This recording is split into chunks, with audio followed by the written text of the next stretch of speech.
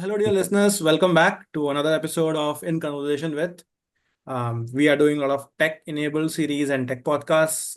Of course, the core theme has been across subjects that interest folks, especially sports and a little bit of AI here and there. Today, I met someone when I was working as a volunteer for an effort, and I met a person who was doing a lot of um, tech in sports stuff in his free time. So while I was doing the volunteering stuff, I kind of cajoled him into sparing some precious moments of his busy life to come and speak to us. As you know, my intent is always to get the people, the change makers who are doing some new stuff, some fancy stuff, so that they can come and teach you a bit about how to do these little bit of analysis so that you can get started, not the heavy stuff, because as you know, there are like tons of edX and Coursera and MIT and Khan Academy and whatever on the internet. So you don't need me, but we try to keep it highly conversational. We try to keep it crisp, short, to the point, and we show a little bit of math and how you can do some analysis. If you like it, give us a thumbs up on YouTube and on Spotify, Apple Podcasts, and or wherever you listen. For folks who are listening to us on Apple Podcasts and Spotify, you may want to click on that YouTube link for the visual aid portions of this podcast, where my guest would be talking about what he has done, his application, and how does that stuff work that he will talk about. So, without further ado, let me introduce today's guest. Today's guest, who will not be seen on the screen, is Mr. Francisco Avalos Jr. And he is currently working in an EV charging network space as an analyst. He has a passion for data analysis, like me, guilty as charged, and all its facets. For example, he has lent his free time to serve as a consultant in Statistics Without Borders, a not-for-profit where I also spent some time. It's a part of American Statistical Association. Personally, he has a passion for analytical sides of most of the sports. For me, that started off, as most of you would have known, those who have been listening to me for a long time in the podcast, uh, listen to me ramble on and on about Moneyball, and actually you wouldn't believe that there was one meeting where two of us were hanging out and others hadn't joined. So I was like giving Francisco, dialogue after dialogue of that movie. Like I had memorized them all. I've seen that movie like for so many times, Moneyball, that I literally know the dialogue and know the scene transitions and whatnot. So, but he has a passion for the analytical side of most sports, kind of similar to me, with a key interest in basketball and baseball. Okay, these interests have led to some personal projects. So maybe we'll invite Francisco, maybe, who is currently again not on video, to maybe talk a bit about himself and about his fantasy sports involvement. Francisco, over to you. Hey, Deval, I'm doing pretty good. Thank you for having me here. Um, Thanks for that nice intro. Really well put. Yeah, so as you kind of briefly mentioned, I grew up in Southern California most of my life. I still reside here.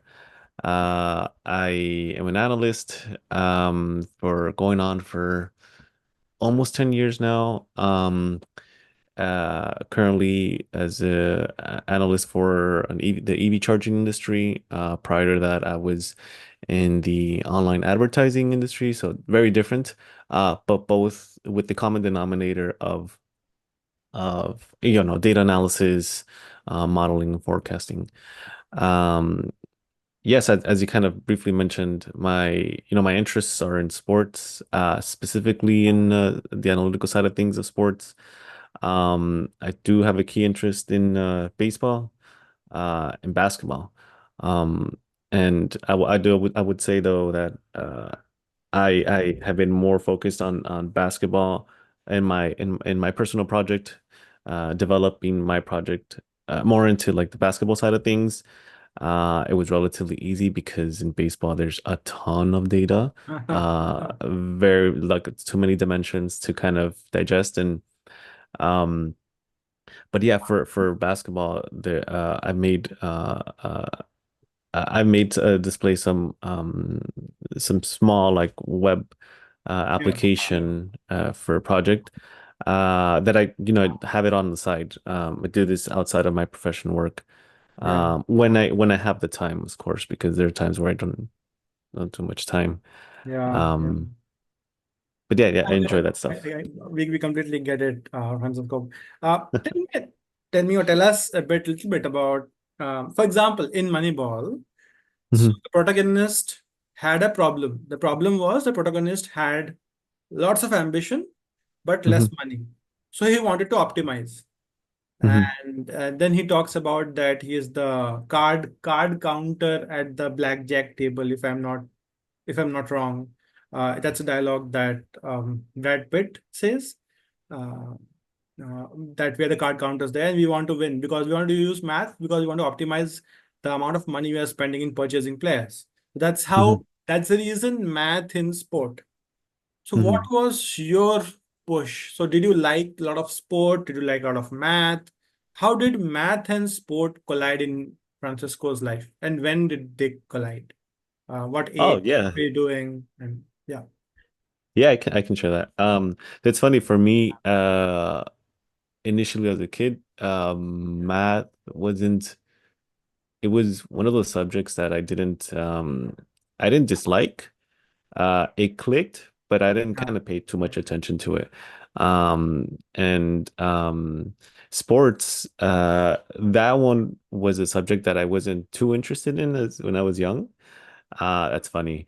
I wasn't too interested in, but what kind of clicked for me was first math kind of came closer to me as I kind of started getting a little bit older. Uh, it became I became more interested in it. Later, I through coworkers early in my career, I was invited to play a fantasy football, and that When didn't was that this? When was this? When were you invited to play fantasy football? so early in my career, I'd probably say like mid 2000 teens. Hmm. So like 2015, 2016. I was invited to play and I figured why not? There's a chance I can win. Yeah. There's a really high chance I won't win. But through that I kind of started seeing some of the like the figures that like ESPN or Yahoo tracked for each player, Yeah. which I thought was pretty interesting.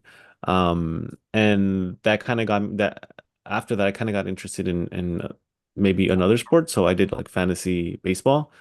And at that time, I had already graduated, Mhm. gotten my bachelor's. My bachelor's was in economics, mathematics, and statistics. Oh So man. So you I are the had dude a from Yale. I From the wouldn't really say Moneyball that. guy. You're the Moneyball guy. But see, like I said, I had as a kid, math was more just like a subject, Yeah. and I didn't pay much interest to it. Through high school and in early college, I saw more interest in math, Yeah. and that's what kind of led me into a degree into that. Uh-huh. But it was after after my bachelor's and early on into my career that I started getting a little bit more interested in sports. So that I would say then is like that marriage between those two, and that eventually led me to go to graduate school, Yeah. which I did in applied statistics and data science. Wow.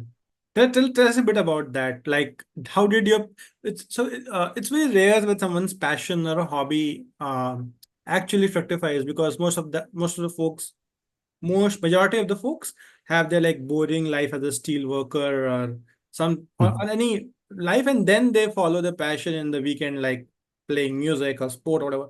Here your passion helped you or your hobby helped you steer your career and your higher education. For example, if I really love music, I'll not do a bachelor's in music mostly in especially in a traditional country, in traditional countries like India and others where parents will say either become a doctor or an engineer, like follow or a math or economics, like the hard stuff so that you get a job. Mhm. You'll not get a job by doing a bachelor's in dancing and music and recitals and whatever. So we have Mhm. been brought up with the discipline of hard work and boring stuff. So how did that help you become take up the courses in masters, like how did that fusion happen? Did you like apply? Did you go a bit deeper? Do you feel that you can do more with those subjects, or it was just like some it was an inner calling for you? I would probably say the inner calling, Uh-huh. because I know that early on in in college, my college years, I was switching major to major. Uh-huh. I initially wanted to be an accountant or work in accounting, and then took like one or two accounting courses, and then wanted to do the engineering, and then I wanted to be an economist. But what I realized that throughout all of those, the common denominator was math, Yeah. which I was taking. But I didn't kind of see what what kind of like career I can get out of just having a math degree, years after graduating. But I'm like, okay, I still love the material. As I'm advancing through some of these courses, I see some of their applications and it's really involved, it's really interesting. And I figured, why don't I just do mesh it between that and economics and statistics? And so I figured, if I can do if I can learn some um like nice theories and applications, just the math side of things, if I combine that with two other degrees that I'm really interested in, I think I can open my like door of opportunities later down the line. And that I think that was one like a cornerstone of mine. First couple years after I graduated, I was working as an analyst, and I figured I was interested in doing graduate school, but I didn't know exactly in what. Yeah. Um, and I ran into a program that did apply statistics and data science. I looked into it, I looked at the coursework, and I'm like, hey, this seems like more of a advanced version of what I was already interested as an undergrad.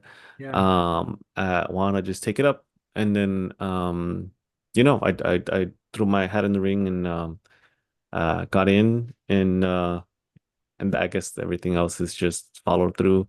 Um, I really enjoyed graduate school. The projects involvements, the ideas, the Yeah. applications, and it just made it revealed just how much um statistics can be applied, or even like the application of a math framework to certain and unique data sets. So and then so this is so while this was going on, and then by that time you had already got like the 2015 invite for that um fantasy league event, Mhm. and you had already participated and got the taste of like, did you really like? Did you win something? Did you win some Okay, money? let me kind of go back just a little bit. I would also say that the drive to mesh between sports and my passion for statistics Yeah. was the urge to also win in my league. Oh, And that was a good driving goal. Obviously, the interest in like, oh my God, look, there's these players and like there's real data on them, and I can actually use statistical frameworks to help guide me in, who's gonna perform a touchdown or something like that. But um also the fact that in the league that I was in at that time, there's 12 or 10 participants, individuals yeah, who whose drive is just the sport and not necessarily they're not numbers guys. They were just more familiar with the sports. yeah, As with mostly everyone is in sports, they just know the teams who's likely to play this play, or who's a better wide receiver, running back. Um and so I figured if I can if I can use my statistics, my knowledge of that, and if I work it right, I'd be able to beat these guys using numbers, instead of just knowing intimately the sport. So that was the drive, Yeah. to beat the other team members. Like when I was like maybe much later in my career, I was just getting into sales part. I think that was during my tenure at IBM, or just before that. Uh, there was a program where they taught us how to explain stuff to clients, and they Mhm. always told us to learn the art of storytelling. And they always said there's a hero, there's a problem statement, then the hero fights those problems, and then hero is victorious. So that's the reason whenever I see Moneyball, I try to figure out how the storyline is built. So first they expose there's a bit of exposition, then there's a problem statement, then they show a little bit of background of that's Brad Pitt, right? I think so, if I remember correctly, yes. I don't want to name Brad I'm Pitt sure it's not for Tom Hanks, and it's Brad Pitt only. for Moneyball, you're saying? Moneyball, yeah. Yeah, I believe it's. Yeah, it's Brad Pitt, Billy Bean. Yeah. So yeah, so first they talk about his childhood, how he was picked up. He had a full scholarship for Stanford, and he let that go. He was chosen for the sport, and then he failed miserably because he couldn't scale up, and then he was cast out like a leper. So they showed the angst of Billy Bean or Brad Pitt. That's one. Then they show him as a struggling coach of a team that he wants. It's like the father, who hasn't been able to succeed. They want their children to get the future that they always dreamt for themselves. It kind of builds that story. So whenever the 100, Mhm. it's like watching Godfather. The more you watch, the more you go into the mind of the person. Then they figure out why Moneyball, where there's less money, and then why does he want to win? Then maximize. Then the Boston Red Sox happens, and whatever happens. So that's the reason. So Mhm. now we have got the full backstory, Yeah. the exposition. Oh yeah. And I would also say that like as time passes by, there's also like new technology development. Like for example, in baseball, they have I think it was like mid 2000 or early 2000 teens that they brought up with they came up with the StatCast technology that even provides even more granular data on pitching and like the angle of like bat hit and stuff like that. So that provides a lot more, that lends itself So tell to us a bit more. about it. So now that you have segued the topic towards tech, tell us a bit about what you did. I know it's a bit of Christopher Nolan kind of a jump, but I do Mhm. want to know a bit about that. That we talked about something called as Statcast. StatCast. Yeah, it's a I'm not too familiar with Do you have a uh website that I can open and show on how my display on my screen? No, I can't share. I'm Maybe sure, you can but I'm share. sure it's just Googleable, but I mostly read up on it, Uh-huh. and basically just like a more advanced technology that's used to kind of measure more detailed, Yeah. granular, uh, like high frequency status of in baseball during the pitch and the batting.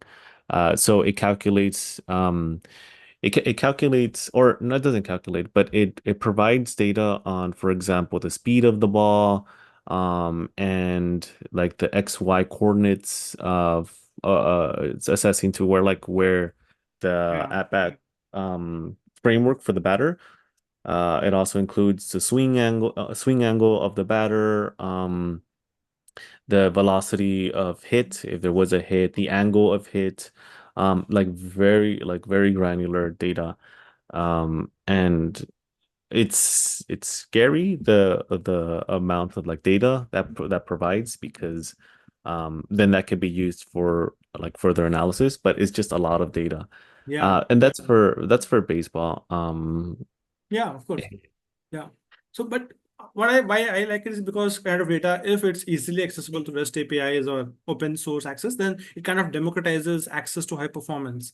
I remember Yeah. Barcelona as a city has a great number one. It has a great football team where Leo Messi and everyone would have played there. Have already Mm. played there. Barcelona has a very good other sport culture as well. And it's sport medicine is good in that city. And they have put lots of data out on open source platforms. So you can play around with that data. So if the data is accessible to teams which don't have lots of money, then they can optimize where to spend. They can reduce player injuries. They can reduce the downtime, and then organize the gameplay a bit better. Of course, the richer team will have access to better computers, better processors, better money bag, and whatever. But yeah, still they can do a little bit of optimization. But tell us a bit about what you did, and maybe how that helped you. Um, how did Because once you knew that you have a passion for bringing math in sports, and now you have, how did you get access to data? What did you do? Then talk a bit about maybe fantasy sport and how it kind of resembles or differs from real sport, and how did you hone your skills, and um, tell us a bit about that journey as well. Sure. So project, my personal project. So um, I so first and foremost, interest is in baseball. But I started my personal project on basketball. Mhm. Because I figured it'd be a little bit easier to work with, and then advance later to the baseball. Um, so as I kind of mentioned earlier, interest was to beat other opponents.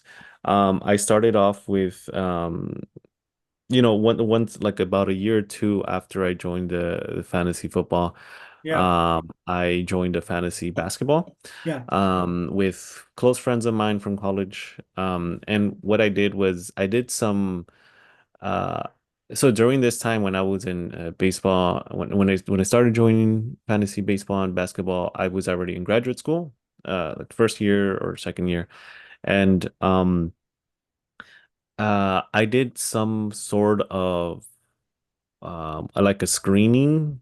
I wouldn't say like heavy analysis. It was more of uh I'm in this fantasy league, and I have other opponents who don't have the stats background to kind of fully digest all these numbers that ESPN and Yahoo provide. So let me see if I can kind of leverage that easily. So what I started off is just kind of easy ranking of like the players. yeah, I kind of just did that manually because I hadn't built anything just yet. That alone got me to like second place in the league, my first year, which I thought was pretty cool because everyone else there had years of experience of playing fantasy basketball. And I figured, hey, if I was able to do this in like manually, relatively manually, not even heavy stats things, and it got me to second place, what if I actually build something that kind of not only automates this, but it adds more to this.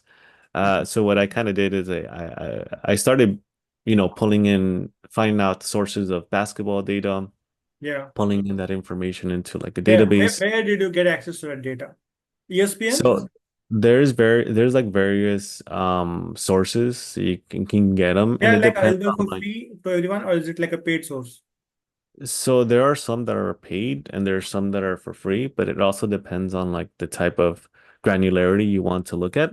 Uh-huh. Um and for basketball, you can it goes down to like the player by date by game Mm-hmm. uh, data, right? And then there's also different sources that provide additional information that those are paid. They're subscribed. Yeah. There's some free out there. They're relatively easy to find on Google. Mhm. And there's others that if you want to supplement to that, But it's more. what are we predicting with those data points? We're trying to predict player performance or match outcome. So mostly at the player level. So what I Ah, kind of looking at because of my fantasy, uh, because of the fantasy basketball format that I was in, you have, so let's say we're in a league of two. You're in one team, you have your team, and I have another one. yeah. So you pick a set of like let's say 14, 15 players, basketball Yeah. players, and I pick up another set of 14, 15 players, but they're unique. So like if I choose LeBron, you can't choose LeBron, and things of that nature. Uh-huh. And so then every day, every time there's a game, you set up your lineup, which 9 or 8 players you want to play, and then I do the same. So they score, they score field goals. They score 3 pointers, assists, the variety of different categories. It's a So game of skill. So it's because you have seen LeBron perform for last three matches, so you know today is a match, or today is a game. Mhm. You kind of know how he's going to perform, or maybe you have seen the news that he is unwell, or he is like he's in good spirits, and you feel that the opponent is weak, and he's going to just go for glory today. So it's kind of there's a little bit of data that you have, and then but that data is available to everyone else. So how does a model make a difference?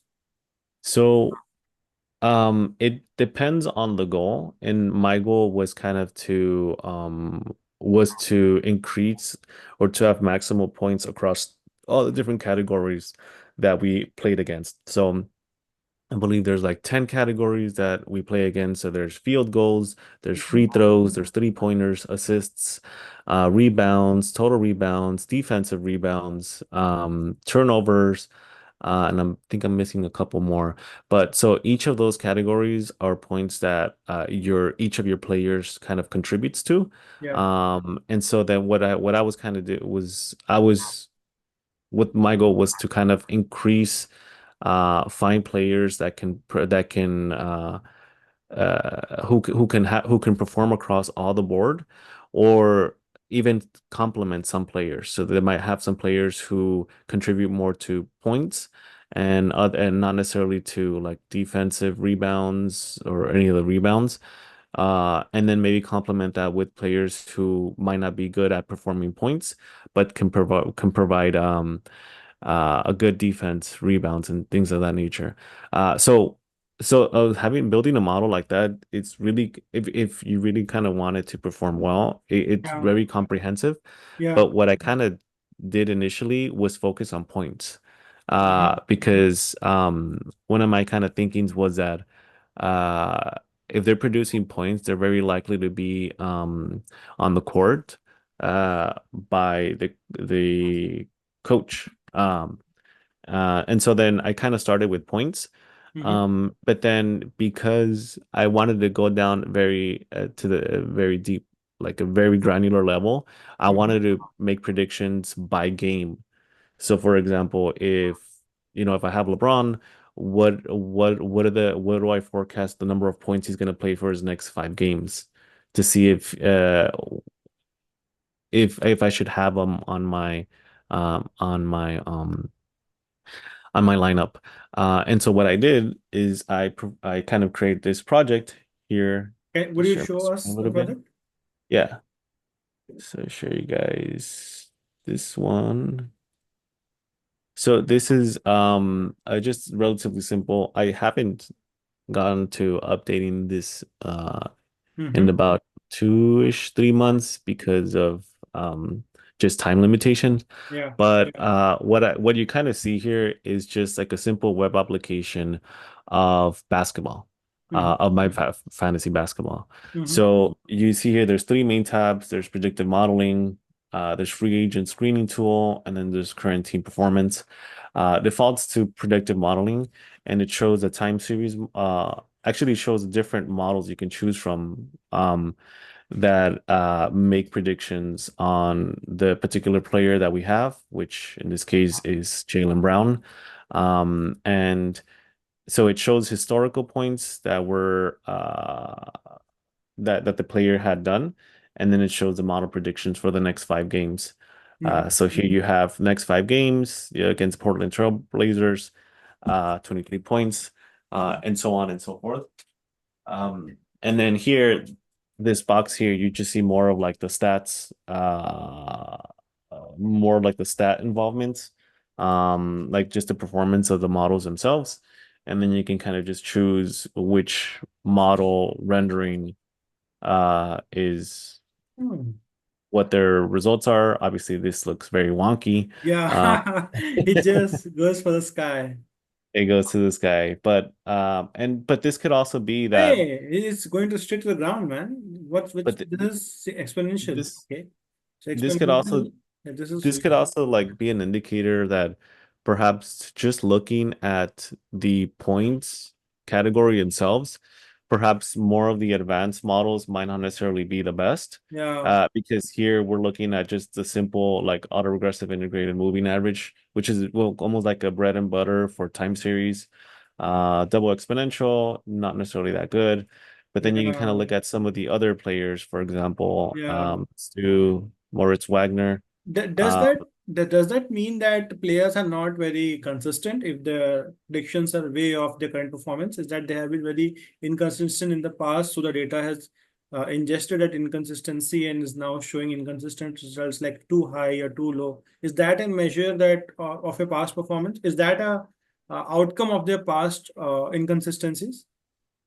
yes, yeah, I would say so because I mean, naturally the players, they might not be giving their all every single game. Uh-huh. They might, something like these models don't account for, how they're feeling, that days, Yeah, Uh, they might say that, they're always giving 100% and they physically might be, but sometimes mentally, they might not be in a state of mind yeah, to give 100% performance. So things like that, obviously, that are immeasurable. yeah. Uh, these models just try to capture as much as what the physical numbers say. So relatively simple. Do you do feature engineering here? No, not really. Okay. Not for the simple models, but for the So more what are the advanced models. features here? Have you mentioned features list maybe somewhere? Is it or can you give us like a broad overview of what features you're using for this model? Well, for this one, it's just the time of points. Time and points. Okay. Time and points for the particular player. There's obviously tons of other features that I can use. Like for example, just looking at home games versus Yeah. away games, and even away games can be broken down by like region. Can you Uh, plot? Is it possible that uh, if you so this is across one season, right? Or across multiple seasons? Multiple seasons actually. Okay. So then this would be like chronologically. So you can like someone can put a band across like season one, season two. Is there a correlation between their points and the money that they have been bought for? I'm just trying to bring some money world here. Uh, well, that's probably be an analysis for some other time. That we'd But require some is there data for that. player contract data available in public domain? Like how much they've been bought for? No? I believe there is, although it might be limited, but I believe there is. I do maybe remember How something. many players there might be, just as a rough idea in basketball, who are professionals, who you are tracking? Oh, I have a ton. I mean, my data set goes back to 2000, So maybe I don't and know, it's but I just haven't the been aware of NBA American itself. basketball. 100,000. How many players? Uh, I believe I did the count distinctive unique players one time, and if I remember correctly, that must have been like between 50 and 100,000 unique players. 100,000 unique players. No, between 50 and 100,000. Like 50,000 and 100,000. Like That's a in lot of between players. And those. how many of them are actually playing and they have been bought for a club and stuff? There would be pretty few people. So I can do that as my own project that I can was collate that and try to see if there's any correlation. And here you kind of have it's kind of loading, but here I'll just quickly share like what I kind of started off with. Um so here just shows like the players and the categories, their performance, Yeah. a heat map of those. So for example, here we said we have like Thomas Bryant, of the sample size of the free agent. So what this does, this data set is showing you players that are free agents for this league, for the Yahoo League, for example, the league that I'm actually in. Yeah. And it basically tells me, hey, if you need a player that if you need points, Yeah. Thomas Bryan, he's a free agent right now. You can go pick him up because he can because looking at the current season only, uh he has what is this weighted average? So an average of 26 points Per for every match, per game. match. Yeah, and so then even with that, an average of 12 rebounds. So this is kind of color coded, so it's the stuff pops out. So you That's can see that amazing. Thomas Bryan is like a guy might want to pick up. The next best guy might want to be Mike Haywood Highsmith, because relatively close to second place when it comes this to Patty Mills when it comes to like points, Yeah. but he can get you more total rebounds Hmm. and so on and so forth. And Yeah. then like you can kind of sort this according to if you're looking for more assists. So then it color codes that for you. So Yeah. assists, It's a who's the heat top map guy? of showing Yeah. multi-dimensional aspect of Oh that. yeah. That's amazing. So we have two exactly more minutes before our free Zoom Oh call yeah. ends. And then maybe I'll set up another Zoom call just to finish up. Or do you want to show us the current team performance tab as well? Oh yeah, sure. Yeah. If the This is connection drops, I'll email you the fresh link. Anyways, let's get going. Yeah, this is just like just management monitoring for my team. Uh-huh. Uh, Looking at my current players. This and just a big note that this is all for the last season. Uh-huh. This because currently right now we're not in the basketball season. It's gonna Yeah. come up end of this month, but Okay. this simple stuff. Just performance for we're looking at field goals here. It's kind of messy, and then the share points of across every week. Yeah. And then simple stuff. And then here we're actually looking at a semi-model um, What is for IL? injury.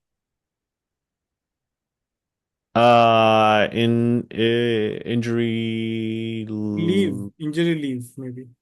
Okay. uh, injury legible or it's an injury.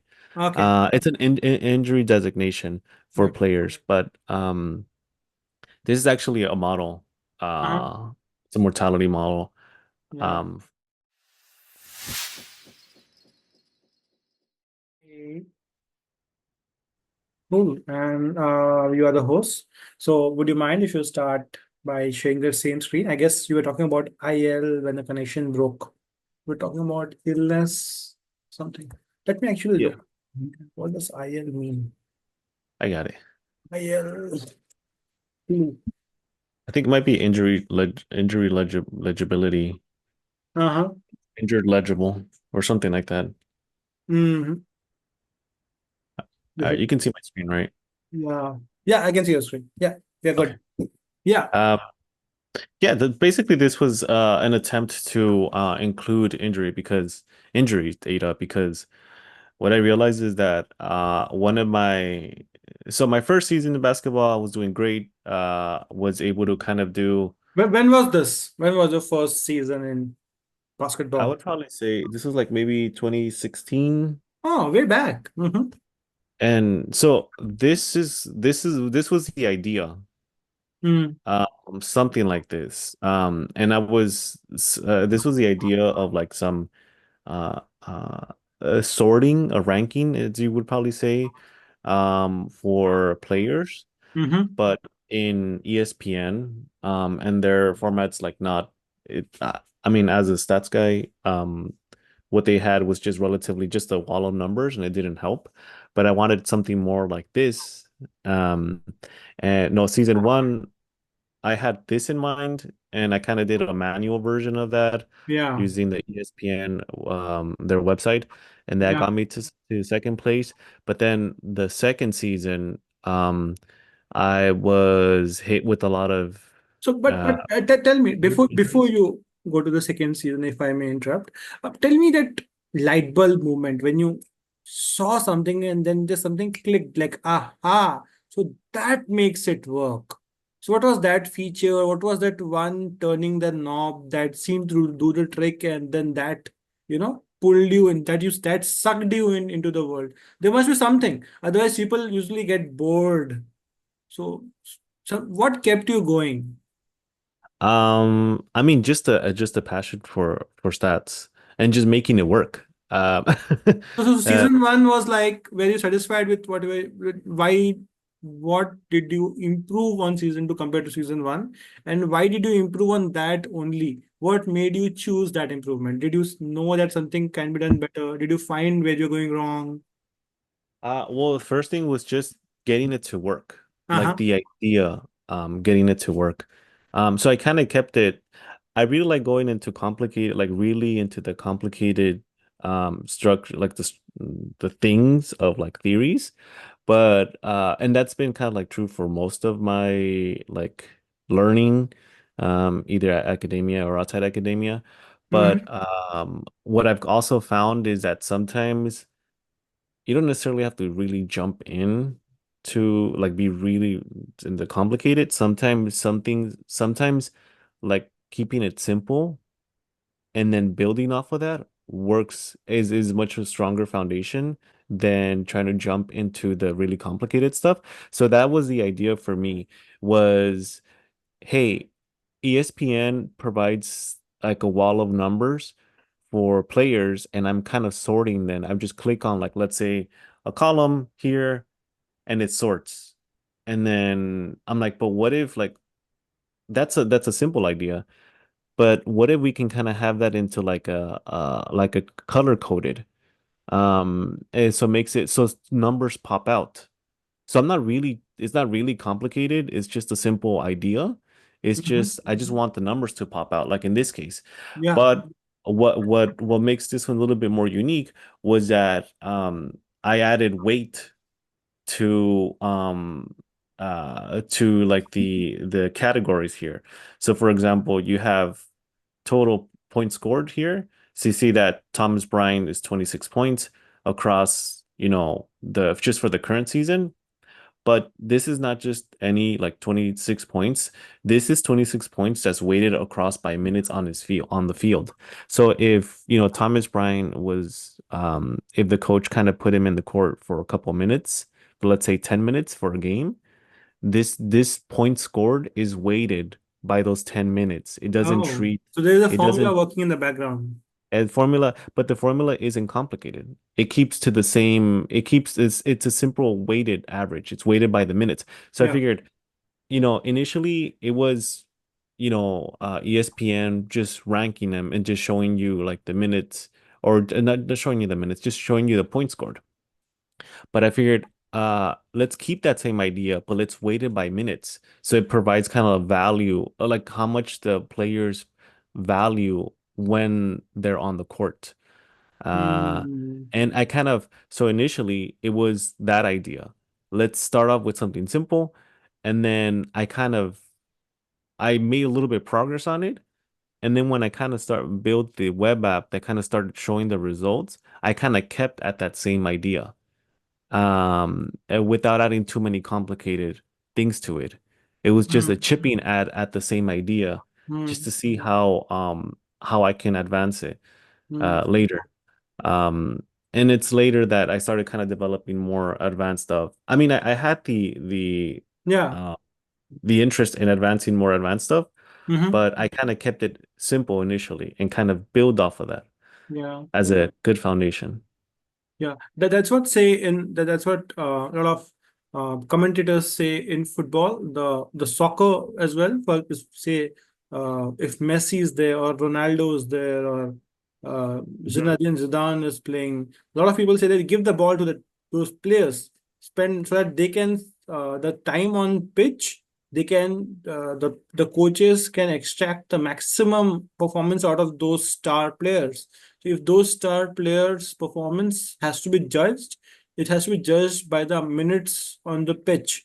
And of course, Mhm. in football, the ball has to be passed. That's the reason all the defenders and center forwards they pass the ball to the strikers, so the strikers can take a shot at the goal. In field football, like the football played with foot. Same here, the amount of minutes spent that could be a better parameter rather than just putting by the numbers. That also can help a coach or a player decide that this person gets tired out faster or gives Hmm. more performance over longer time or has stamina or not, or is just like a flash in the pan, does very well for first 5 minutes and then the energy gets drained out. For example, Rafael Nadal, I'm a big fan of Rafael Nadal. He has just announced his retirement. Whenever he goes to the fifth set, usually you call Rafael Nadal the bull because he will tire you out in the fifth set and you can be Roger Federer or Djokovic. He will defeat you in the fifth set when Hmm. everyone in the world is tired and Nadal is fresh, right? So that those stuff you can minutes performance per minute. It kind of shows the intensity. It's like the power work done per unit of time. It's like what joules per second. So that's a great idea actually. So that's the gotcha movement that Hmm. per minute, Per how minute, much yeah. intense they can get. And I would probably keynote that that's what makes every sport unique.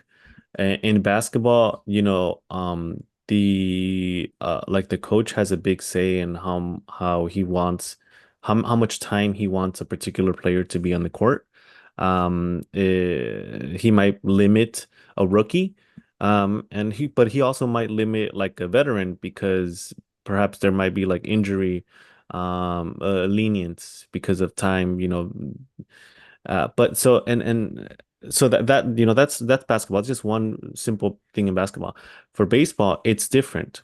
Each player has a chance at bat, and so you can't really weigh it by minutes. Yeah, So that's kind of like the keynote I wanted to kind of put yeah, out there. definitely, definitely. Uh, Every sport is very unique. people do remember. So in my school library, I had the the opportunity of reading a book by Coach John Wooden, the legendary Coach John Wooden. Oh yeah. Yeah. And he talked about the wooden triangle and how he'll encourage Hmm. player to wear the socks better and everything. And John Wooden, and then people will also talk about the temper of Bob Knight, and then the Hmm. Coach K, how Coach K was like a kind, nice soul, and then Bob Knight would be like angry at the player. And now you see coaches running up and down the entire court, Yeah. charging Yeah. at the players as if you give them a chance, they will jump in the court and they will dunk themselves a three-pointer. You know, that is the kind Hmm. of energy that nowadays coaches have. Of course, you have seen some chilled out coaches as well. They would be like sitting there doing yo because they know the players Yeah. are performing. There's no point in getting hyper outside the edges. But yeah, you're right that it's the coaches do play a big role in not just in prepping the player, also the game as well as taking the time out and all the stuff. And when the other team is running through the defenses, you just tell who to tackle, how to tackle, when to score a three-pointer, and the best Hmm. ones are the ones that are decided by a three-pointer. Just Yeah. at the ball is in the air and the hooter has gone off, and then everyone's holding their breath, and the ball just goes stuck. Yeah. Yay! Oh Man. yeah.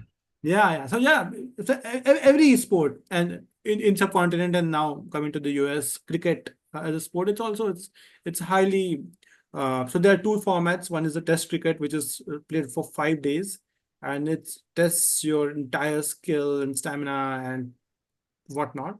And then there's a normal 20 over format as well, played for 4 hours, maybe. And that's just pure performance, pure speed. So, Hmm. of course, yeah. So badminton, tennis, Formula One racing, everyone has. The point is there's a lot of data. People can marry math with sport, and but you would need to know a bit of domain knowledge, and you need to have a problem statement that I want to improve my team. I am Hmm. doing something. Can math help me do it better? Oh yeah. Yeah, that could be, just amplify whatever I'm doing. Mathematics is the language of the universe, as they say. People may not believe, but there are things that maths can do that others can't. So you can Yeah. hitting a ball in a projectile motion, physics. Hit at Hmm. 45 degrees and it will travel the farthest. And then hit at different angles, then entire parabola and everything. Yeah, so good stuff. Good stuff. So this was season two. Then this is what version of Francisco's diary, Francisco's spreadsheet?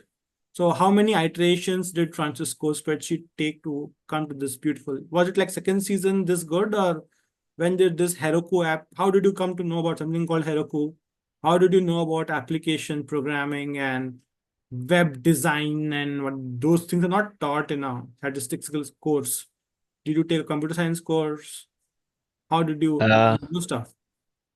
for me, it was a mixed bag of different sources. But a big portion of it came from graduate school. Uh-huh. Um, the my my program applies statistics and data science. It it covers the like the theory side, but it also goes into the application side Ah, of nice. statistics. Mm-hmm. And with those courses on like the programming side of like statistics. Hmm. But obviously it's the universe for tech software and all the different programming languages is like immense. So obviously can't cover everything. So that's where that portion I kind of led on to myself.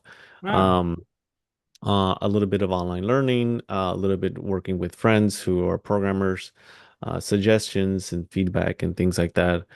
I would say that my strengths were uh, historically have been more on like the theory and the application and mm-hmm. less on the programming. But the programming side of things came as a necessity Mm-hmm. for my like displaying my results, implementing these theories, and all those like for example like this web app Heroku. I think there was like a couple suggestions Google had made for like displaying your Mm-hmm. websites Mm-hmm. that I kind of wanted to be a little bit more in control Mm-hmm. of because you can go online and you have some of these templates that they provide for you and it essentially does it all for you. But I wanted to be, like some of like these, for example, some of like these features that you can add, you can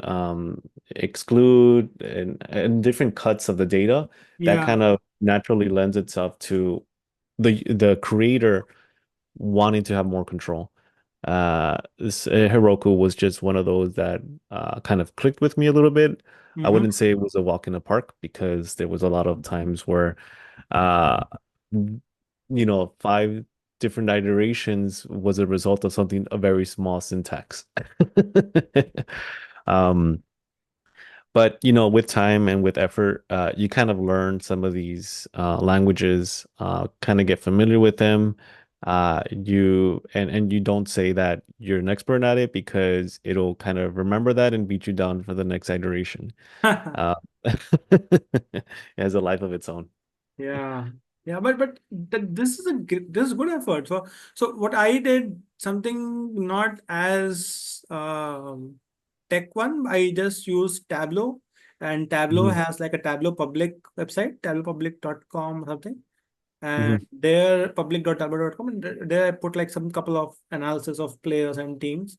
And so my math was a little bit behind my master's, which was an MBA. So it was more focused towards business as well as getting money out of stats. mhm, And that's where the Moneyball also came into picture.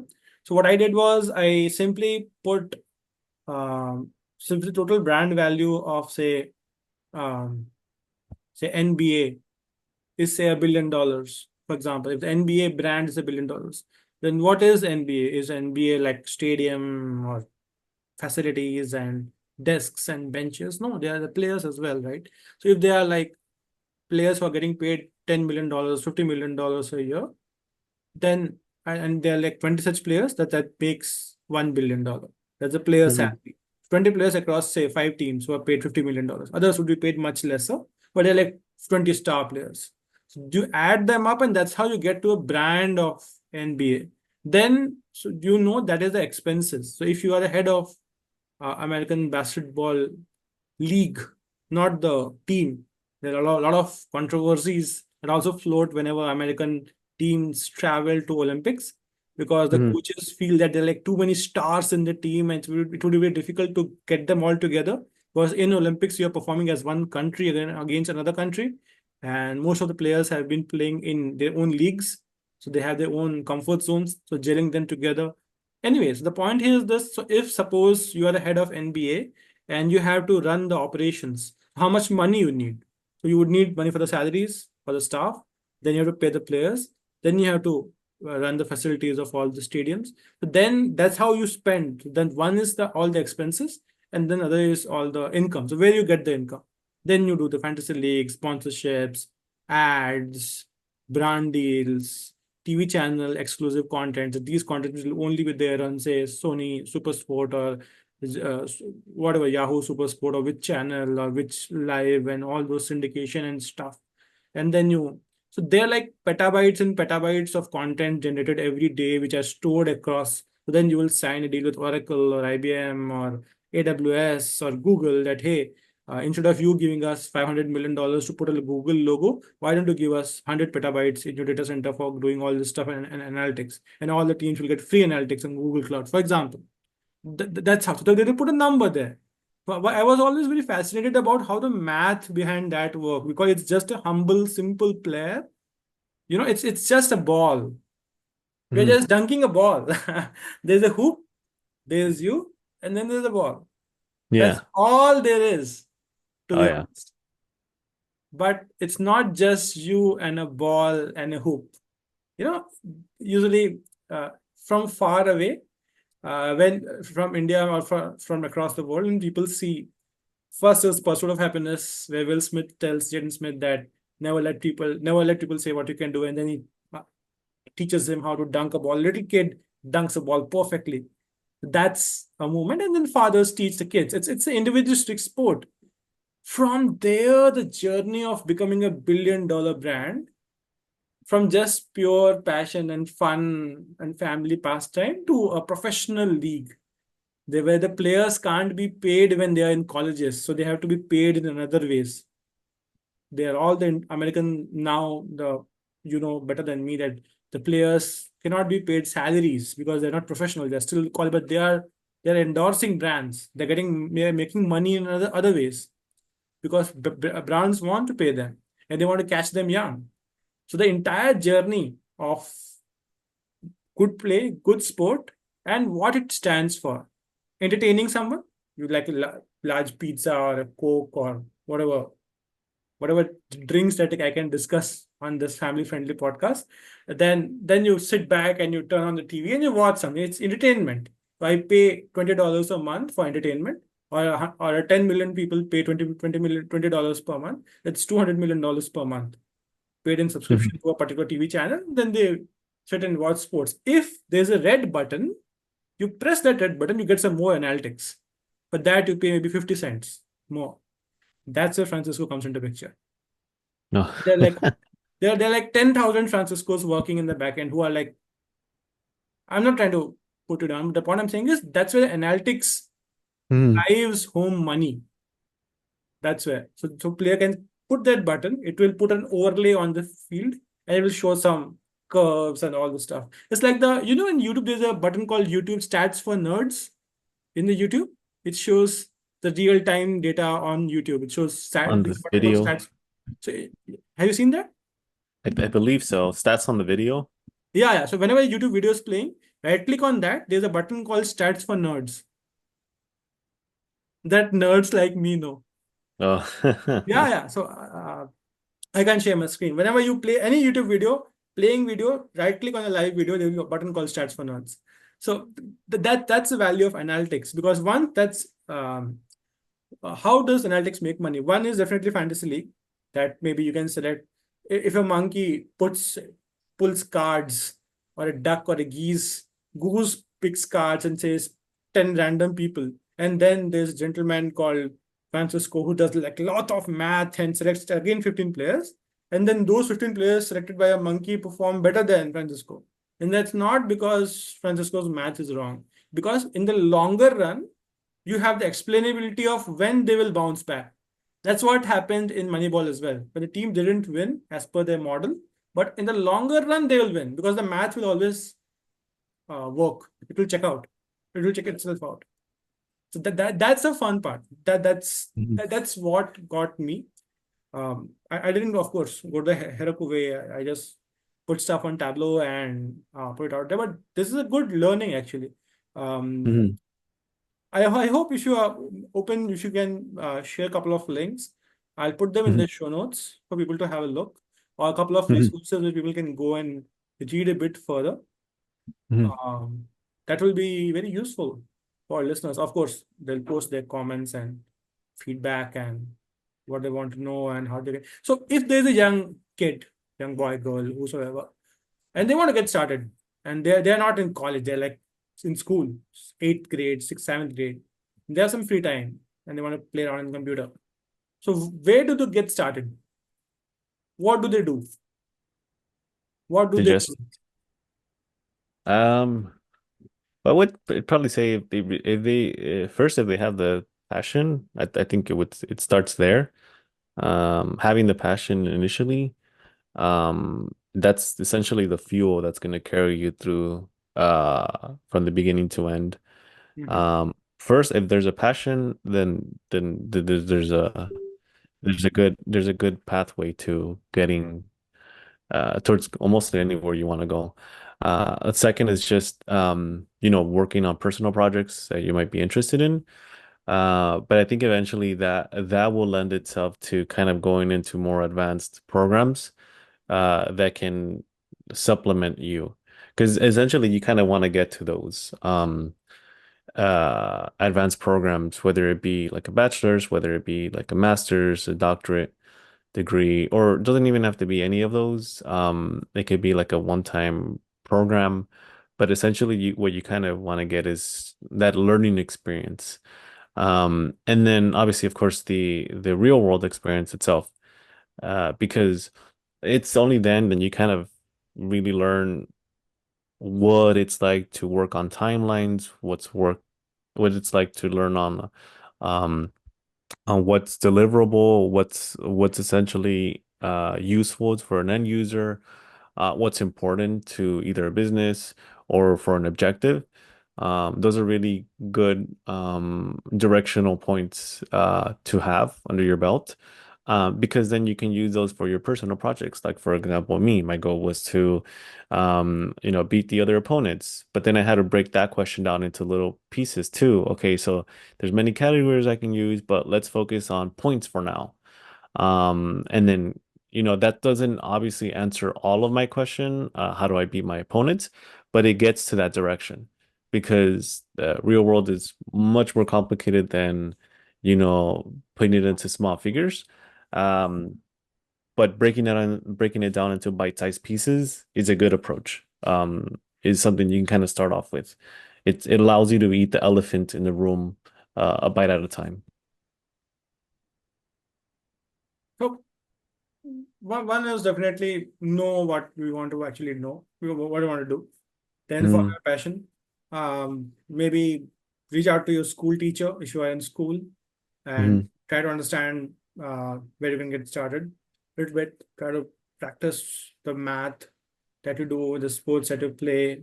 See, maybe stay curious. That's the first part of beginning. Mm-hmm. As you get to college, definitely there's a plethora of information and do figure out where you want to differentiate if someone wants to get started.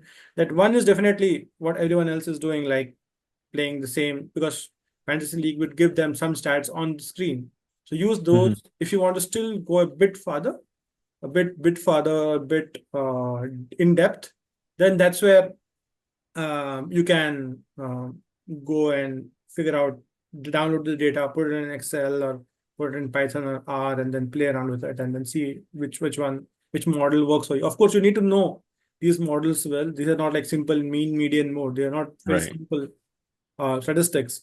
But can someone start with very simple statistics, very simple stats? Will that be, or this ARIMA and everything is essential? Yeah, I think it just depends on the situation, but it can. They're not. I mean, they're essentially the base rock. A lot of businesses, um, they always have advanced statistics, advanced analysis, but those are always paired with the simple side of things. Yeah. Uh, they're essential. They're like the essentials of analysis. Uh, So that's good actually. That's good point. Tell me a bit about what you plan to do next. You mentioned that you haven't updated these for the past 2, 3 months. So I guess first plan would be to update these ones. But yeah. but what next for you? What do you want to do with these models and these websites and these analyses? What do you want to do next? The goal is still to kind of beat my opponents, because 2, 3 seasons have passed, and since then I've developed this web application and this very kind of introductory Have you model. exposed this web app to other folks? Have you got some feedback from people? What they Some, yeah, I have. But uh yeah, the goal is still to kind of beat the other opponents. And I guess I would say that the next step would be to refine these models. uh, So there's a lot of reading that's kind of involved. And there's a lot of like reading material out there. Stats heavy on some topics that, I haven't even covered as a graduate or undergrad that, require some reading before to understand how it can be implemented. Like, for example, I think recently where I left off was there is this type of a method that can be used called general time warp. And it's a method that can be used to kind of um,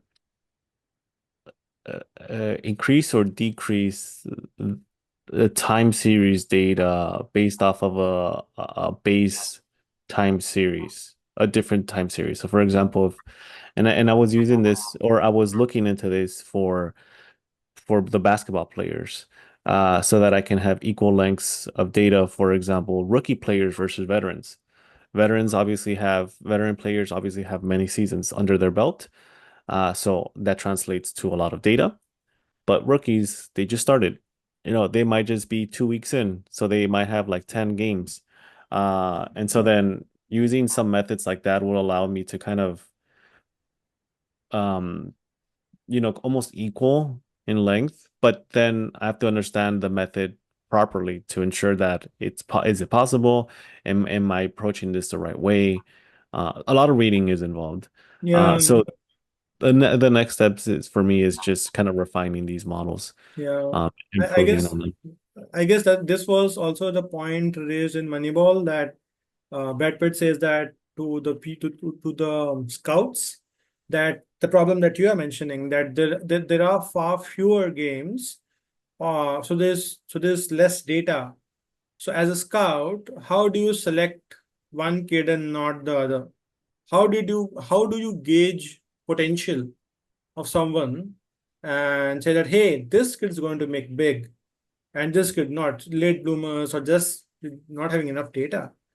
That's where I guess the movie was about gut response that I feel that this kid is going to make it large, but that's Mhm. where the math came. So yeah, so I guess when there isn't enough data, then maybe still some stats and some math and some maybe a bit of bring all of them into a boot camp kind of thing and just create virtual training sessions so that a club can get. I'm trying to see whether this whatever great work that you have done, how a scout can use it, how people who are looking for fresh talent across universities, across towns and villages, Mhm.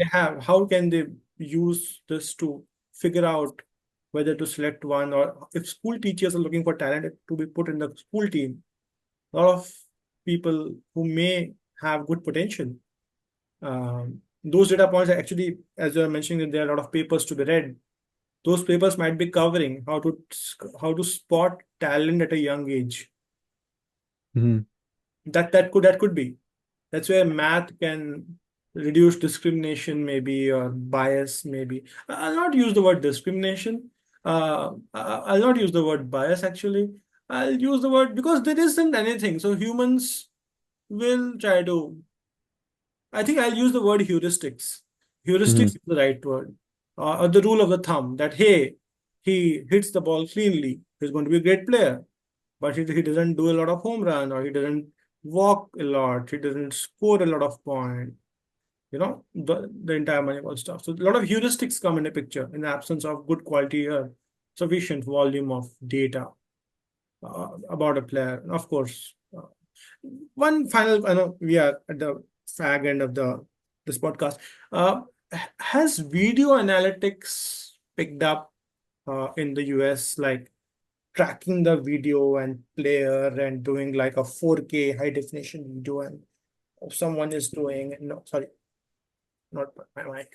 So like all the stuff, and do like coaches record the young prodigies and them playing, because I remember fathers and mothers in their handheld camcorders, Sony camcorder, they used to record those in older days. They used to be called handycams. Hmm. Where handycam used to be a thing, right? Or am I dating myself by using these older words? Well, yeah, I mean, now it's just a phone, right? You could just record on the phone.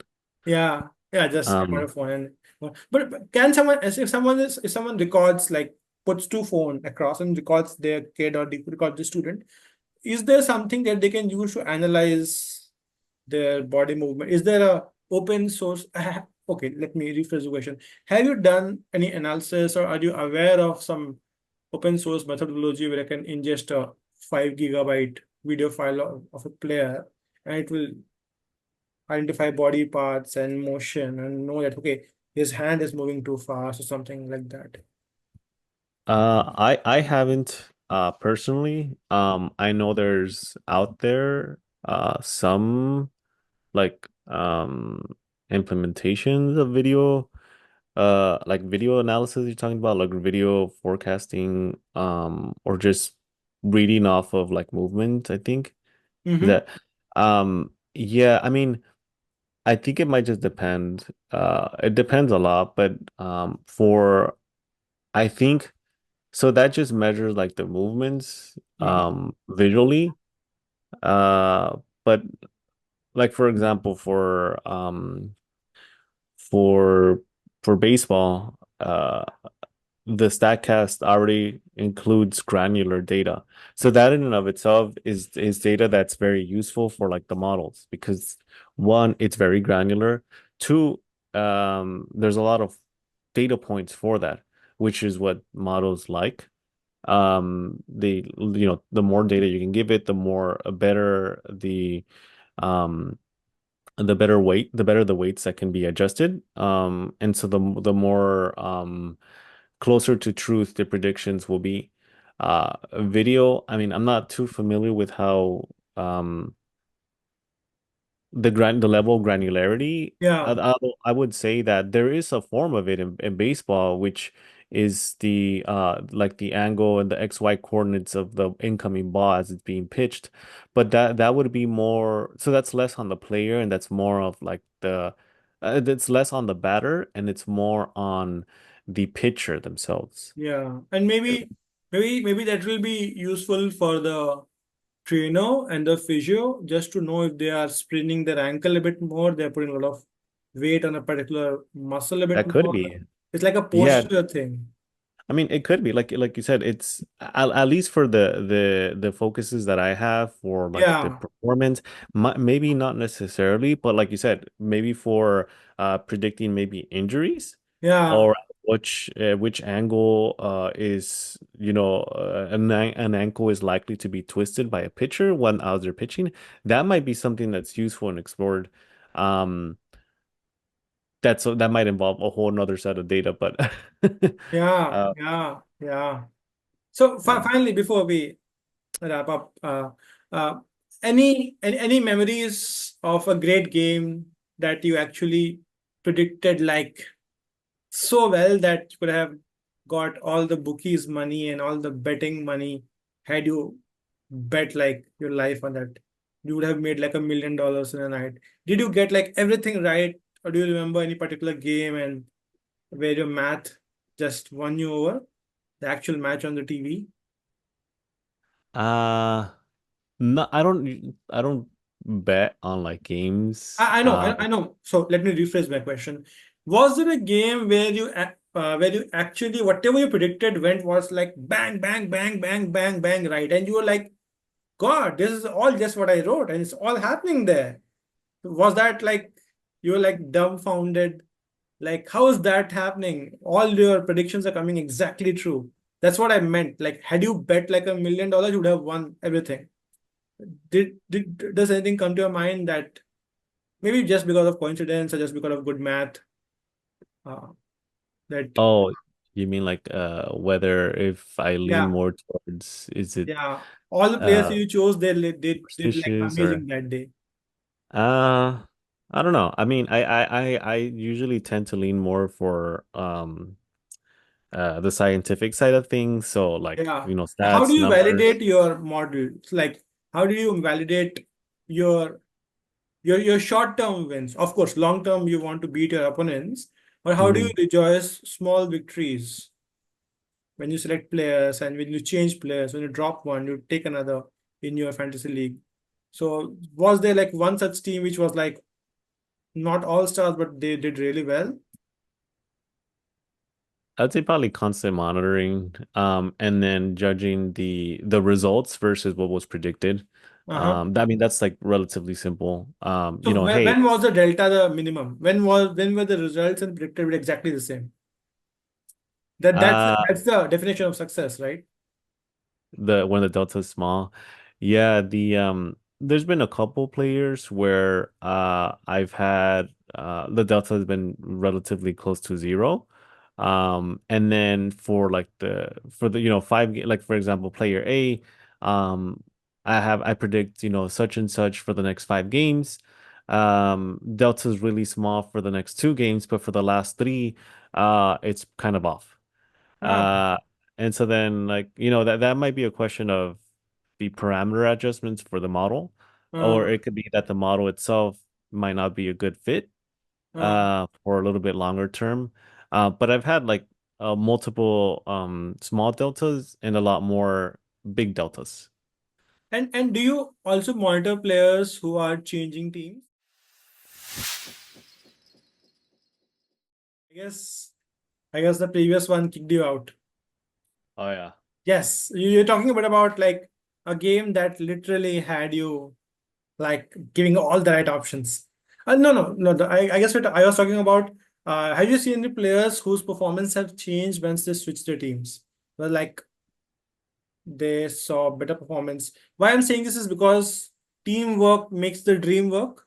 So we always look at players in isolation. Oh yeah, sure, cool. Yeah, so we'll wrap it up in a couple of minutes maybe. So have you seen like someone perform really better? Uh Yeah, I mean, they're like my analysis have kind of been focused more at the player level, Uh-huh. and not at the team level. I haven't made efforts. I know there's like a lot of analysis out there, Yeah, analysts out there, ESPN analysts, sports yeah, analysts that make predictions at the team level, but I think that might be too high level for the data, yeah, only because each player is individual and they each have their own unique style. And so then yeah, that's data that's not being used in that yeah, overall prediction. yeah. So I guess they are so if I summarize here, so those who are really interested about making a career in the field of sports and analytics and math and sport, one is definitely they can start with fantasy league and they can become fantasy league pro and they can win, score more points, beat their opponents. Another career is to become an analyst and maybe at ESPN or do stuff there. Third career is to tag along with a team because there are like 5, 10 teams playing across say baseball, basketball, NFL, whichever team. There are like tens of teams playing, like 20s of scores of dozens of teams playing. So those teams would have like 10 statisticians working for them. One data Mhm. analyst, one video analyst, one statisticians. So if a young boy, a young girl wants to become a statistician for Kansas State Chiefs, or say um, a basketball team, for example, so they Mhm. can also make a career to be part of that sports team, of course, they would be having exams or entrance, whatever. But this Mhm. could be there where they would be analyzing team performance and telling players how can do better. That could also be a career, right? Mhm. Uh, Yeah. no, so yeah, those three are really good. Of course, we are trying to go to the extreme end of the podcast and how this can end. Of course, the humble beginnings is just with simple analysis. So thank you so much, Francisco. I know I promised you 15 minutes, but I'm sorry. The conversation was very fun, to be honest, and Yeah. a subject I really liked. So we stretched a bit. Any parting words before we close this podcast for our listeners, for our Um, viewers? well, first, I enjoyed the talk. Thank you for having me, Naval. This is very it always feels good to kind of just kind of, I wouldn't say vent, but more just kind of just talk through some of like personal projects. So I appreciate that, and I thank you for letting me kind of share my project and my involvements and passions on your podcast. And then two, yeah, I guess parting words with for everyone. If you have like a passion, kind of go for it. That's kind of like generally speaking. If you have a passion in analysis side of things, find something that a subject that you're interested in. It might not be sports. It could be anything. Anything like that has data in it. Um, or not necessarily data, but anything that involves some type of analysis that you can kind of be involved in, Mhm. to kind of familiarize yourself with it, work with it, and you might end up that it might be that you might like the subject, it might, or you might not, or a particular aspect of that focus you might find more interesting than others, and you can kind of, segue your interests from there. But for like overall, whatever your passion is, kind of like make a goal to spread your involvements as much as you can in that with the whole intention of kind of growing into that. Um and eventually, ideally be successful in that.